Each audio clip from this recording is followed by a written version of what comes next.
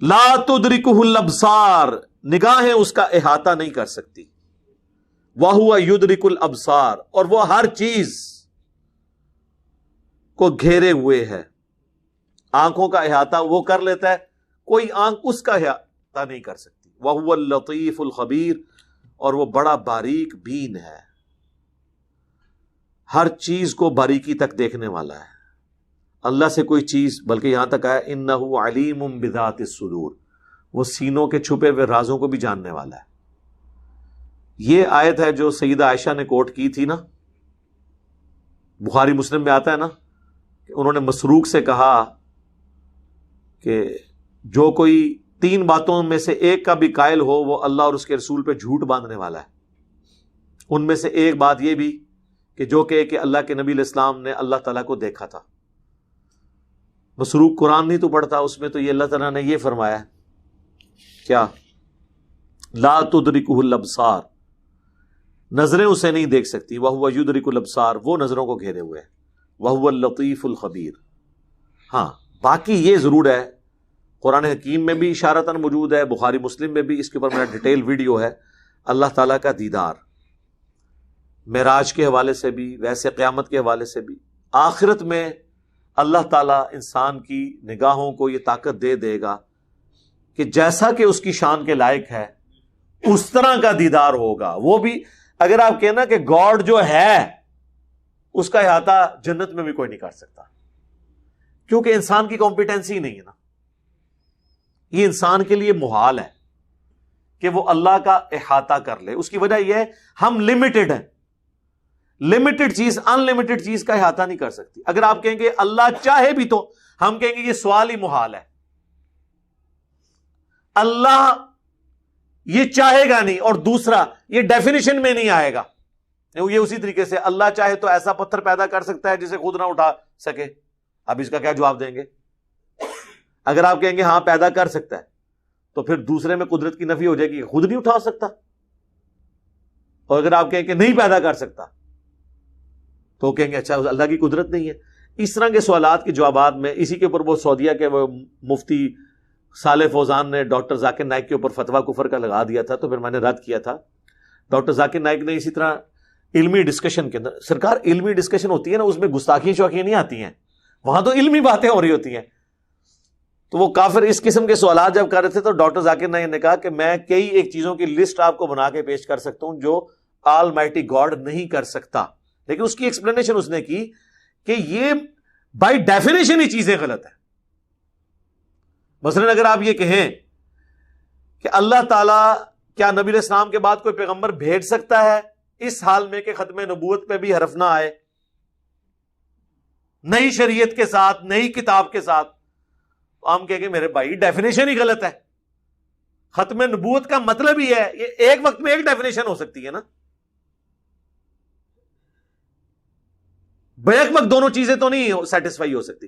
یہ mathematically wrong statements ہیں، انہیں کہا جاتا ہے فقہ کی لینگویج میں محال. کیا اللہ تعالیٰ جھوٹ بول سکتا ہے؟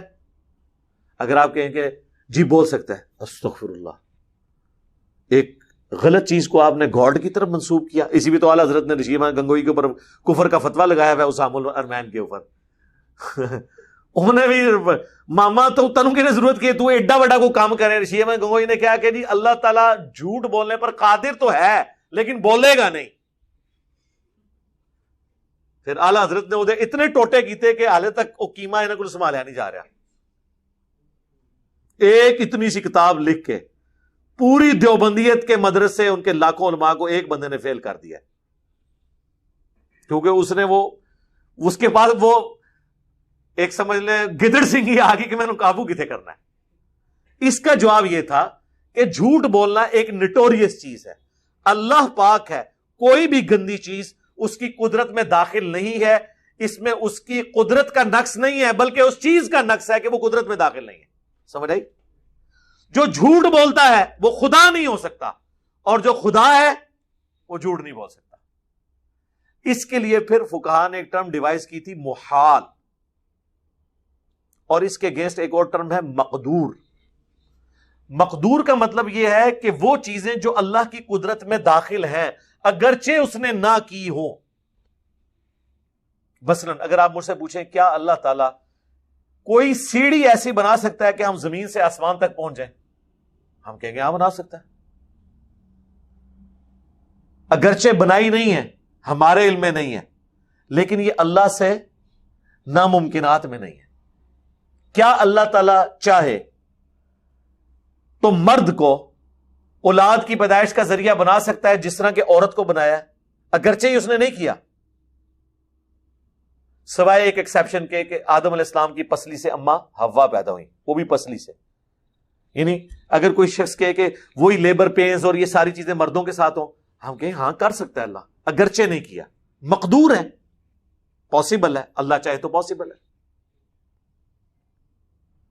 اللہ چاہے تو سوئی کے ناکے سے اونٹ گزار سکتا ہے, سرکار ساری کائنات گزار سکتا ہے.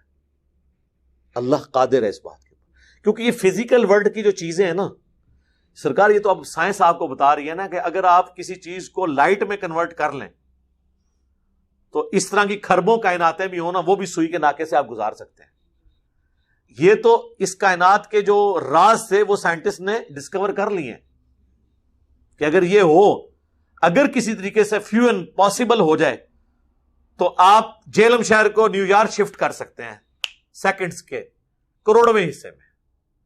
یہاں سے اسے ڈیفیوز کریں, ٹھیک ہے, وہاں جا کے دوبارہ پروڈیوس, اسے لائٹ میں کنورٹ ہو, وہاں سے جا کے دوبارہ ہو جائے. لیکن یہ اب انسان کی پاسبلٹی ہے. لیکن E=mc², جو آئنسٹائن کی ایکویشن ہے, اس میں ابھی تک ایک چیز تو پاسبل ہے کہ میس انرجی میں کنورٹ ہوتا ہے. کس طرح؟ لکڑی جلاتے ہیں, آگ اور انرجی بن جاتی ہے. لیکن اس ایکویشن کے تحت وہ آگ دوبارہ سے لکڑی بھی بن سکتی ہے, لیکن ابھی تک سائنس اس کو پاسبل کر نہیں سکی. لیکن میتھمیٹیکلی آئنسٹائن نے یہ ثابت کر دیا کہ ایسا ہو سکتا ہے کہ انرجی کو دوبارہ سے میس بنا دیا جائے. لیکن کون بنائے؟ سرکار یہ تو اس کائنات کی سب سے بڑی اچیومنٹ ہوگی اگر انسان یہ کرنے میں کامیاب ہو جائے. پاسبلٹی ہے, لیکن اللہ کے لیے تو کوئی مشکل نہیں ہے. اللہ تعالیٰ چاہے تو انرجی کو دوبارہ میس بنا دے جس طرح میس انرجی میں کنورٹ ہوتی ہے. تو یہ ساری چیزیں ہیں مقدور, یعنی اللہ کی قدرت میں داخل, اگرچہ اس نے نہیں کی ہوئی یا کی تو ہیں ہمارے علم میں نہیں. ممکن ہے کچھ چیزیں کی بھی ہوں. یعنی بلیک ہولز جب تک ہم نہیں تھے ہمیں نہیں پتا تھا, ہمیں تو نہیں یہ پتا تھا.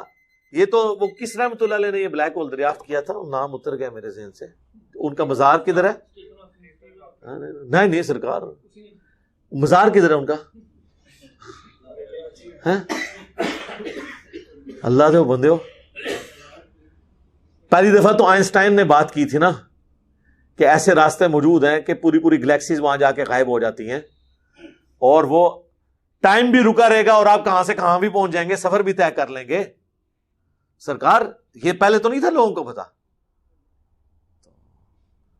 اب آئنسٹائن اگر زندہ ہوتا تو میں اسے حافظہ اللہ کہہ دیتا, ٹھیک ہے, باقی گاڈ کا تو ماننے والا تھا, باقی اللہ اور اس کا معاملہ ہے. تو آپ دیکھیں کہ سائنس نے ہمیں آج کس جگہ پہنچا دیا کہ ہم کئی چیزیں جو پہلے ہم سمجھتے تھے محال ہیں اس فزیکل ورلڈ میں, لیکن وہ اللہ نے مقدور کی ہوئی ہیں. لیکن کچھ چیزیں ایسی ہیں جو بائی ڈیفینیشن محال ہیں, ان کو کوئی مقدور نہیں کر سکتا کیونکہ وہ پھر بائی ڈیفینیشن غلط ہو جائے گی. اس میں یہ ساری چیزیں ہیں جو اللہ تبارک و تعالیٰ کی ذات اور صفات کے ساتھ ریلیٹڈ ہیں. کیا اللہ تعالیٰ اپنے آپ کو موت دے سکتا ہے؟ لو سوال کا جواب دیں. اگر آپ کہیں کہ دے سکتا ہے تو جسے موت آئی تو وہ خدا کیا ہوا؟ اور اگر آپ کہیں نہیں دے سکتا تو کوئی پوچھے گا اچھا پھر یہ تو بات اس کی قدرت میں داخل نہ ہوئی. تو ہم کیا کہیں گے؟ بائی ڈیفینیشن یہ غلط ہے, یہ محال ہے. خدا کی ڈیفینیشن یہ ہے جسے موت نہ آئے. موت آنا ایک نقص ہے, یہ نقص ہونے کی وجہ سے اللہ کی قدرت میں داخل نہیں ہے. اس وجہ سے نہیں کہ اللہ کی قدرت کی کمزوری ہے, بلکہ اس نقص کی کمزوری ہے کہ یہ قدرت میں داخل نہیں. سمجھ آئیے آپ کو؟ ہاں جی, یہ ہے محال اور مقدور. جاؤ اپنے مولویوں پہ جاؤ جا کے, ہاں انہوں کے سوال رکھو اور انہوں نے پھر سارا کچھ پھر تماشا ویکھو, پھر انہوں نے محال اور مقدور سمجھاؤ تو پھر دسو کہ جی اے سانو انجینئر صاحب نے دسیاں سن گلاں. ٹھیک ہے، یہ وہ ساری بحثیں ہیں. یہ 3 صدی ہجری کے اندر جب معتزلہ کے دور میں، سلطنت عباسیہ کے دور میں فلسفے کی کتابیں عربی میں ٹرانسلیٹ ہوئیں تو یہ ساری علم الکلام کی بحثیں نکلیں. اس وقت فقہاء نے پھر ان چیزوں کو ڈیفائن کیا. یہ وہ بحثیں ہیں جو صحابہ کرام کے زمانے میں نہیں تھیں. یعنی یہ وہ سوالات ہیں جو صحابہ کرام کے زمانے میں ڈسکس ہی نہیں ہوئے، کیونکہ اس وقت تو یہ چیزیں بھی سامنے نہیں تھیں آئی نا، اللہ کی صفات کے معاملات. اسی لیے اس کے اوپر پھر علم الکلام ایک پورا ڈیوائز کیا گیا. اسے علم الکلام کہا جاتا ہے. یہ وہ منطقی بحثیں ہیں. جو بحثیں تھوڑی بہت جو سیکھے ہوتے ہیں نا، وہ آپ کے ساتھ کھلواڑ کر رہے ہوتے ہیں مولوی. اچھا جی اے دسو جی، اے دسو جی. اچھا جی اگر شیطان جڑا ہے ایک ہو کے ہر انسان وسوسہ دلاتا ہے تو نبی علیہ السلام ہر جگہ نہیں موجود ہو سکتے. یہ علم الکلام خدا کے لیے اس طرح نہیں چیزیں ثابت ہوتی ہیں. اس طرح کریں تو پھر ہم کہیں گے اگر آدم کو سجدہ ہو سکتا ہے تو نبی علیہ السلام کو نہیں ہو سکتا. کرو نہیں جی، منع ہے. کیوں منع ہے؟ اللہ نے منع کیا. اس طرح اینالوجیز نہیں بنتی کہ اگر اے ہو جاتا تو اے کیوں نہیں ہو جاتا. اس کو علم الکلام کی منطق کی بحثیں کہا جاتی ہیں. یہ ساری فلسفیوں کی چیزیں تھیں. یہ آج کل اگر آپ نے ان چیزوں میں کسی کو امام دیکھنا ہے نا تو بریلوی اور شیعہ یہ ٹاپ پہ ہیں اس فیلڈ میں. آپ کو یہ کہانیاں کراتے نظر آئیں گے. ٹھیک ہے نا، وہ یہ 5 انگلیوں سے 5 تن پاک، الف لام میم سے آل محمد، اور یہ ہر طرح کی چیزیں آپ کو ثابت کرتے نظر آئیں گے. اس طریقے سے دیوبندی وہ ایک سوال سے پوچھیں کہ نبی علیہ السلام کی قبر اللہ کے عرش سے افضل ہے، وہ آپ کو اور کہانیاں کرانا شروع کرا دیں گے. دیکھیں جی وہ جی قبر پہ تو نبی علیہ السلام موجود ہے لیکن عرش پہ اللہ اس طرح تو نہیں بیٹھا ہوا، تو وہ ٹچ نہیں کر رہا، تو وہ نہیں پتہ نہیں کیا کچھ کریں گے. آپ کہیں گے یار بھئی ایک آیت حدیث پڑھ دو کہ عقیدہ کہاں سے نکالا ہے تم نے. سبحانک اللہم وبحمدک اشہد ان لا الہ الا انت استغفرک واتوب الیک وما علینا الا البلاغ المبین. جزاکم